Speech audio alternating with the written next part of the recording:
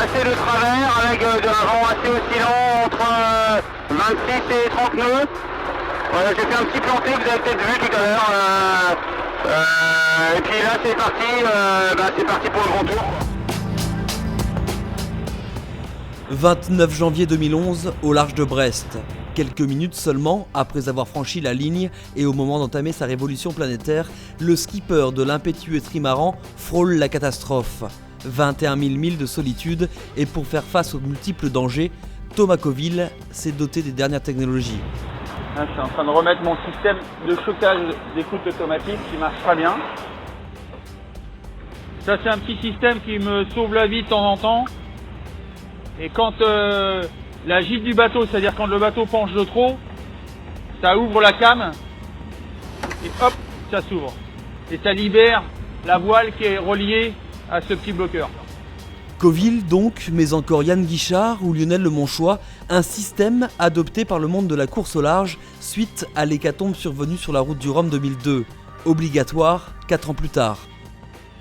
C'est pour éviter ce genre de situation très désagréable qu'on équipe maintenant beaucoup de multicoques de course depuis la route du Rhum 2006 notamment, de notre système anti-chavirage Upside Up qui en fonction de certains paramètres réglés à l'avance, de gîte et d'enfournement, c'est-à-dire si le bateau penche trop ou enfourne brutalement, à ce moment-là le système largue l'écoute des voiles afin de libérer un peu de tension sur la voile et de permettre au bateau de se remettre à plat. Développé et optimisé par ces skippers de l'extrême pour arriver à terme à un usage grand public, l'analogie avec le monde de la Formule 1 et sa quête de performance n'est pas si éloignée que cela.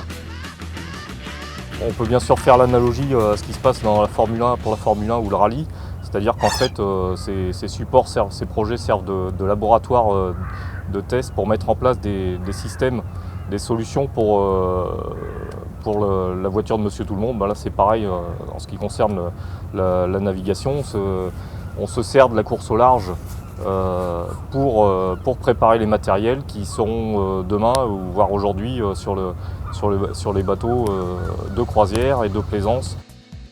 Encore méconnu du grand public, les applications du système Upside Up pour la croisière et grande croisière sont pourtant très nombreuses et adaptables à tout type de bateau.